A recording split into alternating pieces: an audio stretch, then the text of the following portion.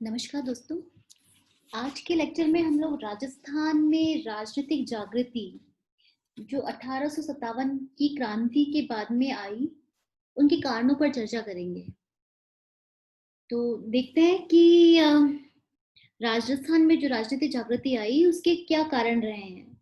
सबसे पहले बात तो मैं ये बताना चाहूंगी कि राजस्थान में अंग्रेजों ने जिस बर्बरता के साथ में 1857 की क्रांति को कुचल दिया था, और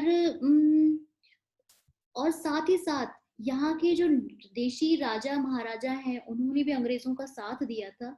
उससे उससे जनता का अपने राजाओं पर, महाराजाओं पर और साथ साथ में ब्रिटिश सरकार की न्याय प्रियता पर एक बहुत बड़ा प्रश्न चिन्ह लग गया था और जनता उन पर विश्वास अब नहीं करती थी। सरकार ने यद्यपि इस विप्लव को दबा दिया था, लेकिन जनता में जो एक आक्रोश अपने महाराजाओं के प्रति और अंग्रेजों के प्रति विकसित हो गया था, उस पर नियंत्रण पाना मुश्किल ही लग रहा था। और फिर आसपास में ऐसी बहुत सारी घटनाएं लगातार प्रदेश में घट रही थी, देशी रियासत राजपूताना में घट रही थी, जिसके कारण 1857 के बाद में ऐसी परिस्थितियां बन गई कि जो आम जनता है, स्पेशली जो मध्यम वर्ग है, वो उसने एक उसने डिसाइड कर लिया कि अब ये जो शोषण की जो पद्धति है, जो एक पैटर्न है, वो जो लगातार चल रहा है, पहले महाराजाओं के द्वारा और अब अंग्रेजों ने भी जो एक शोषण का एक पैटर्न अपना लिया है, उसको अब खत्म करना जरूरी है। तो उसके लिए उन उन लोगों में एक कि इसको किस तरीके से खत्म किया जाए, कैसे इनकी शक्तियों को कम किया जाए, उसके लिए उन्होंने जनता में राजनीतिक जागृति बढ़ाने का प्रयास किया। और उसके बहुत सारे कारण भी रहे, क्योंकि आम जनता खुद बहुत त्रस्त थी। सबसे पहला जो कारण था वो ये था किसानों के आंदोलन। जो किसानों ने आंदोलन किए, जैसे हम देखेंगे, जो किसानों ने जो आंदोलन किए उनमें वो बहुत ही इम्पोर्टेंट कारण बने महाराजा और अंग्रेजों के विरुद्ध विद्रोही भावनाओं को विकसित करने में। किसानों पर लगातार करों का, लाख बाग का बोझ है, वो लगातार बढ़ रहा था। महाराजाओं का, क्योंकि हम जानते हैं कि 1818 की जो संधियां हुई ब्रिटिश सरकार और देशी रियासतों के मध्य में, उसके बाद में राज्य की सुरक्षा का अधिकार, राज्य को सुरक्षित करने की जिम्मेदारी, सेना और विदेशी राज्यों से संबंध, ये जो तीन महत्वपूर्ण शक्तियां थी वो इन प्रिंसली स्टेट्स से ले ली गई थी और वो ब्रिटिश सरकार के पास में दे दी गई थी। और ब्रिटिश सरकार जो है वो पैरामाउंट गवर्नमेंट बन गई थी, इन लोगों के लिए सर्वोच्च सर्वोच्च सत्ता बन गई थी, इनके लिए सॉवरन पावर वही थी। और इन लोगों के पास में मुख्य रूप से कोई काम था ही नहीं, ना तो विदेशी शक्तियों से वो संबंध स्थापित कर सकते थे बिना अंग्रेजों की अनुमति के, ना ही वो कोई सेना रख सकते थे अंग्रेजों की अनुमति के बिना, ना ही वो बहुत ज्यादा कोई सुधार कर सकते थे। उनके पास में कोई भी बहुत ज्यादा पावर थे ही नहीं, इसलिए ना वो किसी से युद्ध कर सकते थे अंग्रेजों की अनुमति के बिना। तो उनके पास में कोई बहुत ज्यादा पावर, इन देशी रियासतों के जो राजा महाराजा, इनके पास कोई पावर थे ही नहीं। तो इन लोगों का ध्यान ज्यादातर भोग विलास की तरफ चला गया और इन लोगों ने अपने भोग विलास के लिए जनता से ज्यादा टैक्स वसूल करना शुरू कर दिया। हम लोगों को इस समय तलवार बंधाई, नजराना पेश करना, इस तरीके के बहुत सारे टैक्स हैं। जैसे जमींदार की बच्ची की शादी होगी तो उसके लिए भी आपको एक एक रकम अदा करनी होगी।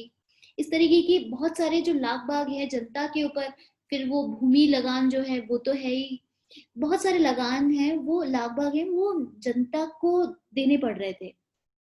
जनता इतनी, किसान जो है स्पेशली, इतने गरीब हो गए थे कि उन लोगों के पास में अपने लिए अनाज अपने लिए वो अनाज का उपयोग नहीं कर पा रहे थे। सारा लगभग जो ज्यादातर जो भी वो खेती करते थे वो लाख बागों में ही चला जाता था।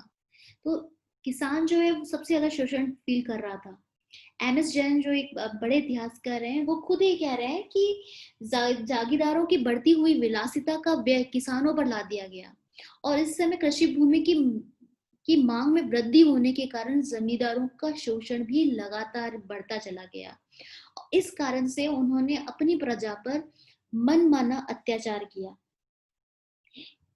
इसलिए किसानों ने अपनी जो जागीरदार हैं उनके विरुद्ध आंदोलन आंदोलन छेड़ने की आंदोलन छेड़ ही दिए उनके विरुद्ध। और जैसे हम देखते हैं कि बिजोलिया में किसान आंदोलन हुआ। यहाँ पे किसानों ने जागीरदारों के शोषण के विरुद्ध एक बड़ा आंदोलन किया। उनमें उनको कई बड़े लीडर्स हैं, जैसे नानाजी पटेल, साधु सीताराम, उसके बाद में विजय सिंह पथिक, इन्होंने नेतृत्व प्रदान किया।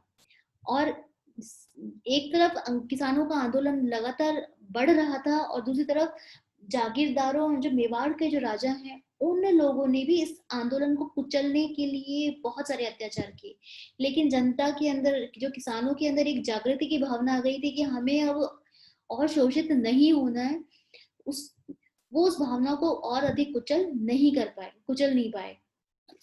और इस बिजोलिया आंदोलन ने तो इतना बड़ा रूप धारण कर लिया कि इसकी चर्चा राष्ट्रीय स्तर पर होने लगी। इसी तरीके से इसी तरीके से हम देखते हैं कि बेगू में भी किसान आंदोलन हुआ। बेगू में जो किसान आंदोलन हुआ वो भी बिजोलिया से प्रेरित था। यहाँ पर भी जागीरदारों ने बहुत ही वायलेंटली इस आंदोलन को क्रश करने की कोशिश की। लेकिन ये यहाँ पे जो किसानों पे अत्याचार हुए उसकी पूरी चर्चा पूरे देश में होने लगी और ये जो आंदोलन है वो सुर्खियों में आने लगा। और इसके कारण जागीरदारों ने किसानों से समझौता भी करा, लेकिन इन समझौतों का भी बहुत ज्यादा फर्क नहीं पड़ा, क्योंकि जो समझौते की जो शर्तें हैं वो जमींदारों ने कभी लागू ही नहीं की, इम्प्लीमेंट ही नहीं की। इसी तरीके से भूमट का जो भील आंदोलन है, भीलों ने भी मेवाड़ सरकार के जो प्रशासनिक सुधार हैं, जैसे कि शराब बनाने के लिए जो महुआ होता है वो उसके ऊपर टैक्स देना हो, या फिर जो उन लोगों के खुद के वो टैक्स वसूल किया करते थे उनको खत्म करना हो।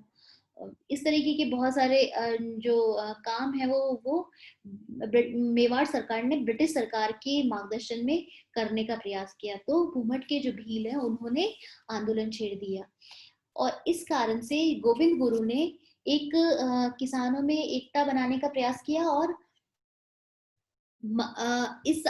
जो आंदोलन हुआ गोविंद गुरु के नेतृत्व में, इस आंदोलन की परिणति मानगढ़ धाम संहार में हुई, जहां पे बहुत सारे भीलों को मार दिया गया बाद में। लेकिन ये आंदोलन नहीं रुक पाया और फाइनली इसको मोतीलाल तेजावत है उन्होंने इस आंदोलन को नेतृत्व प्रदान किया। लेकिन इस आंदोलन को ये जो आंदोलन था ये और बढ़ता गया और भीलों ने भी जो बेगार देने से मना कर दिया, जो कि पहले सरकार अपना अधिकार मानती थी उसको देने से मना कर दिया।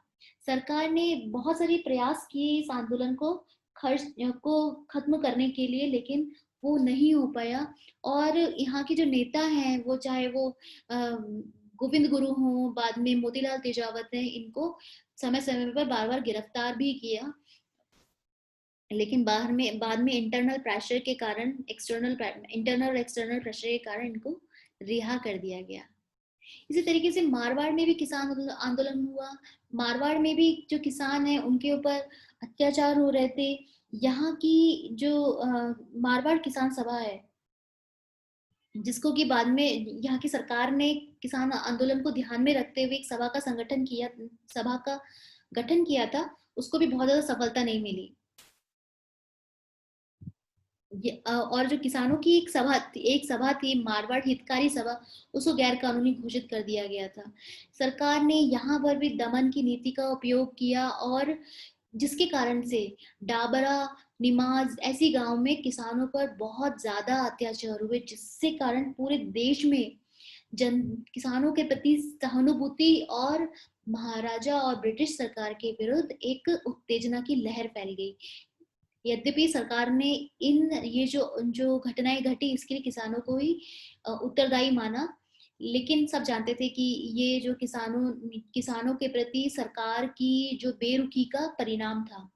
बाद में जब लोकप्रिय सरकार बनी तो किसानों को उनके जो शर्तें हैं उसके आधार पर उनको अपनी मांगों को उन्होंने पूरा करवाया।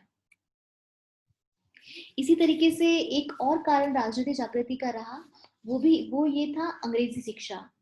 अंग्रेजी शिक्षा एक बहुत बड़ा कारण इसलिए था कि अंग्रेजी शिक्षा से एक तो जो जो सामान्य लोग हैं उन लोगों को उन्होंने पहली बार रूसो, वोल्टेयर, मॉन्टेस्क्यू, इन बड़े जो दार्शनिक हैं इनको उनको पढ़ने का मौका मिला। साथ ही साथ में जो अंग्रेजी अंग्रेजी जो लोग बोलते थे उन लोगों को सरकारी सेवाओं में जाने का अवसर मिलता था। लेकिन ये जो अवसर हैं वो भाई भतीजावाद के कारण भी उनसे छीन लिए जाते थे।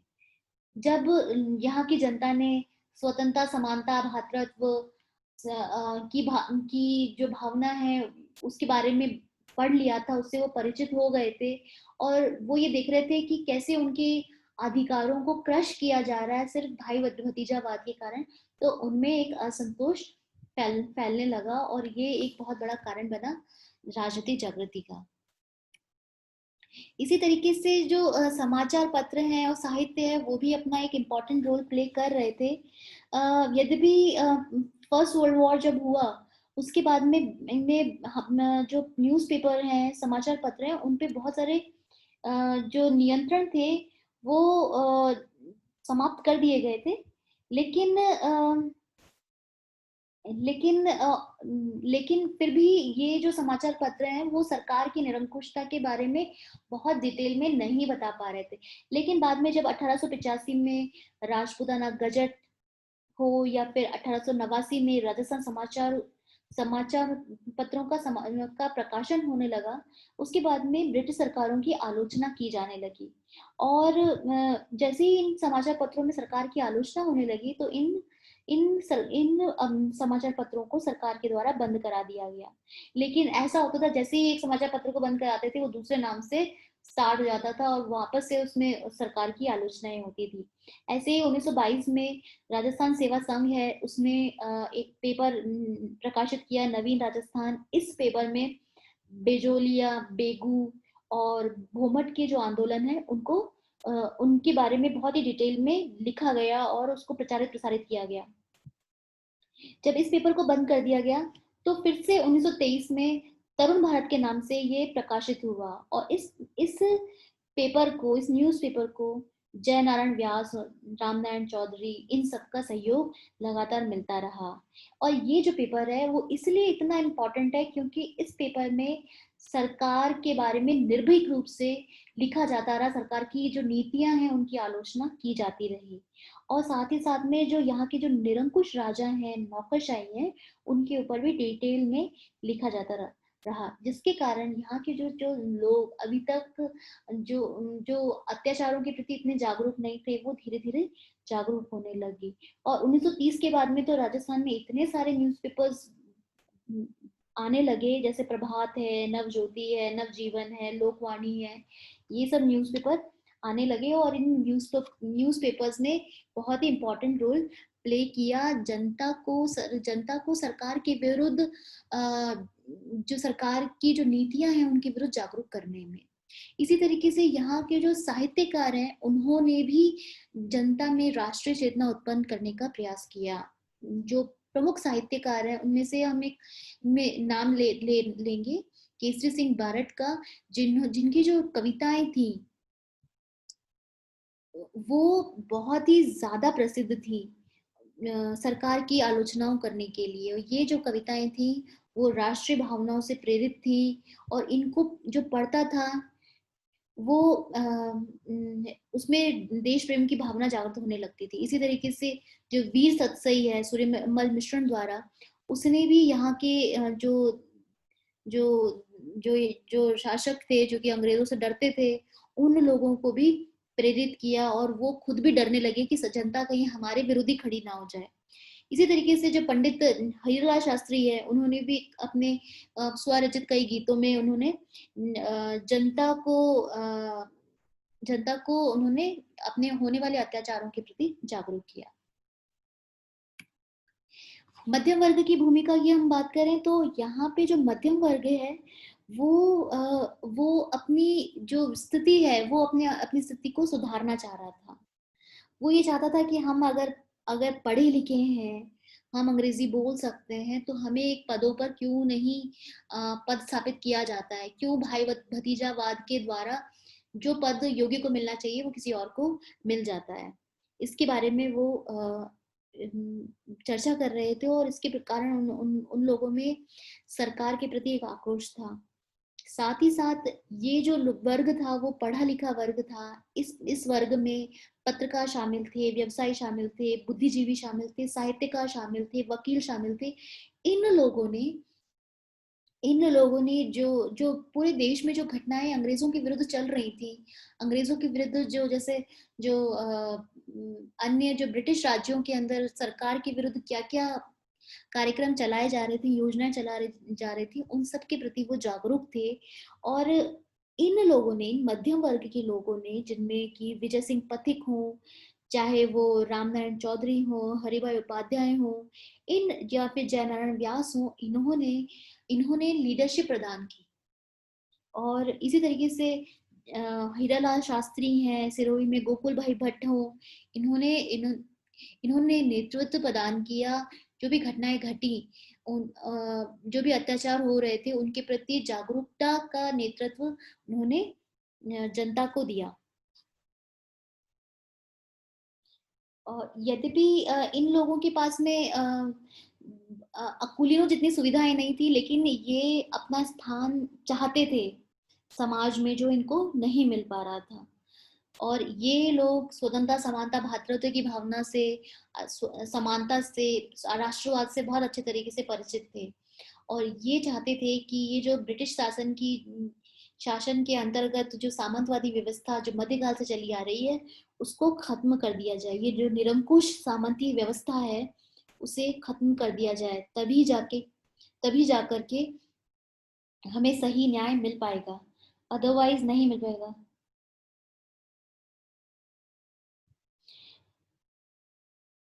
और इसके अलावा जो एक और जो दूसरा कारण था, वो था आर्य समाज का प्रभाव।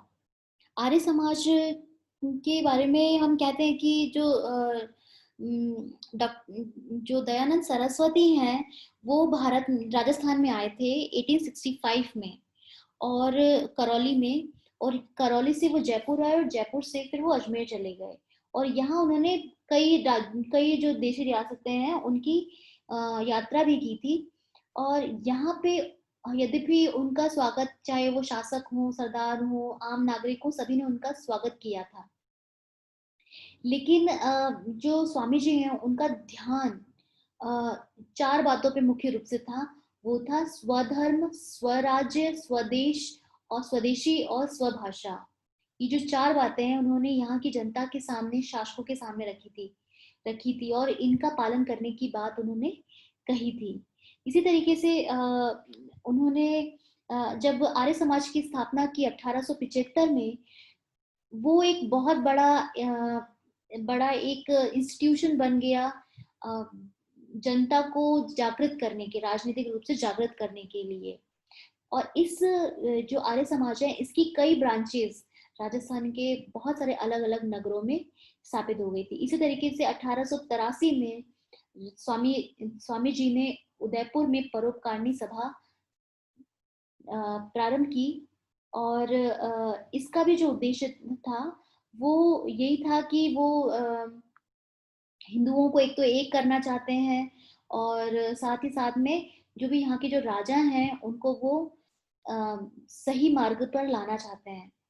इसमें भी इसमें जो लोग हैं, और इसका एक और उद्देश्य था, वो ये था कि स्वशासन पर जोर दिया जाए। स्वशासन तभी होगा जब जनता पार्टिसिपेट करेगी। समाज सुधार की आवश्यकता की उन्होंने बात की, धर्म सुधार की उन्होंने बात की, और साथ ही साथ में उन्होंने राजनीतिक सुधारों की बात की, क्योंकि उन्होंने एक स्वराज्य के बारे में बात की। तो जो आर्य समाज है, उसने राजस्थान में राष्ट्रवाद और राजनीतिक जागृति लाने का एक बहुत बड़ा काम किया, और इसमें उनको स्थानीय राजाओं और जनता के द्वारा भी सहयोग मिला। इसी से तरीके से प्रथम विश्व युद्ध का प्रभाव भी भारत पर पड़ा। यहाँ से ब्रिटिश जो राजपूत राज्य हैं, उन्होंने हर संभव सहायता की थी अंग्रेजों की विश्व युद्ध में, हर संभव सहायता की थी। और बहुत सारे जो राजपूत सैनिक हैं इस समय अन्य देशों में गए युद्ध लड़ने के लिए प्रथम विश्व युद्ध के दौरान, और यहाँ पे जो स्वतंत्रता की भावना है और स्वतंत्रता संबंधित जो नए विचार और आदर्श हैं उससे वो बहुत ही ज्यादा इम्प्रेस्ड हो गए यहाँ के। और साथ ही साथ में जब वो स्वदेश लौटे तो उन्होंने ये इन इन विचारों को, इन आदर्शों को, अपने अनुभवों को यहाँ के सामान्य लोगों से शेयर किया। उन्होंने बताया कि किस तरीके से जो स्वतंत्रता का जीवन है वो ज्यादा बेहतर है। उन्होंने एक नया ही अनुभव किया। साथ ही साथ उन्हें ये भी महसूस हुआ कि उनके साथ में किस तरीके का दुर्व्यवहार हुआ है, क्योंकि वो एक कॉलोनी से संबंधित है। और जो और तीसरी बात जो ये है कि इन जो विश्व युद्धों में जब सैनिक गए उसका आर्थिक भार यहाँ के सामान्य किसानों ने उठाया, जिससे जो पहले से ही जो गरीब किसान जनता थी वो उस पर और ज्यादा आर्थिक भार पड़ गया, और ज्यादा वो गरीब होने की स्थिति, उसकी जो वित्तीय कठिनाइयां हैं वो और ज्यादा बढ़ने लगी। इसलिए जो यहाँ की आम जनता ने असंतोष व्यक्त किया और उन्होंने भी आंदोलन का मार्ग अपनाने का निश्चय किया। इसी तरीके से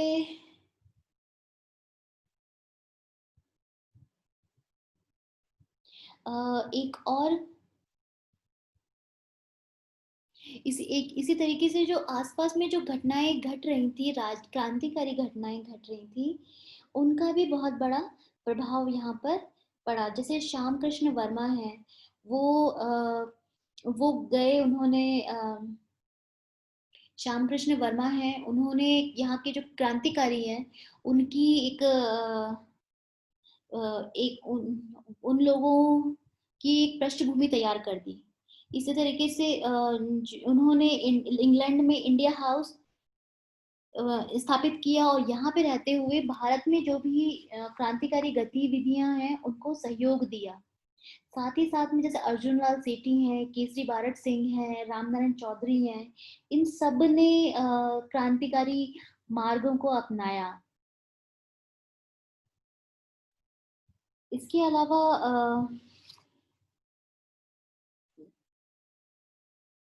इसके इसके अलावा ये भी कहा जाता है कि श्यामजी कृष्ण वर्मा का हाथ जो महाराष्ट्र में कमिश्नर थे रैंड, प्ले कमिश्नर थे रैंड, उनको मारने में भी उनका योगदान है, कहीं ना कहीं उनका योगदान था। तो ये जो जो जैसे केसरी सिंह बारट है, चाहे अर्जुन लाल सेठी हो, इन सब ने क्रांतिकारी अपनी गतिविधियों से यहाँ की जनता को उद्वेलित किया। और 1929 में जब राजस्थान मध्य भारत संस्था बनी, इस संस्था ने अपनी गतिविधियों से यहाँ की जनता को राजनीतिक जागृति के लिए बहुत ज्यादा प्रेरित किया। इसके अतिरिक्त और भी बहुत सारे कारण हैं, जैसे कि जो देशी राज्यों के अलावा जो बहुत सारे जो ब्रिटिश राज्य हैं वहां पर सरकार के विरुद्ध बहुत सारी एसोसिएशंस बन रहे थे। 1885 में कांग्रेस की स्थापना हो चुकी थी। उससे पहले 1851 में ब्रिटिश इंडियन सोसाइटी की स्थापना हो चुकी थी। इल्बर्ट बिल विवाद को लेकर के भारतीयों ने संगठित होकर एक आंदोलन किया था। तो ये जो जो ब्रिटिश भारत में जो सरकार के प्रति आक्रोश था, रोष था, वो धीरे धीरे अब मध्यम वर्ग के माध्यम से देशी रियासतों में भी आने लगा था। इस जो राजनीतिक जागृति यहाँ की जो राजस्थान के जो जनता है उसमें अपने महाराजाओं और अंग्रेजों के विरुद्ध आ रही थी, उसको बहुत टाइम तक रोका नहीं जा सका, और इवेंचुअली यहाँ पे भी ऐसी घटनाएं घटने लगी जिसके कारण अल्टीमेटली 1947 में और उसके बाद में 1951 तक कई सारे राजनीतिक सुधार हुए और फाइनली यहाँ पर भी उत्तरदायी सरकार की स्थापना हुई। एक ये स्थापना किस तरीके से हुई उनको हम अपने अगले लेक्चर में स्टडी करेंगे। टिल द टाइम धन्यवाद।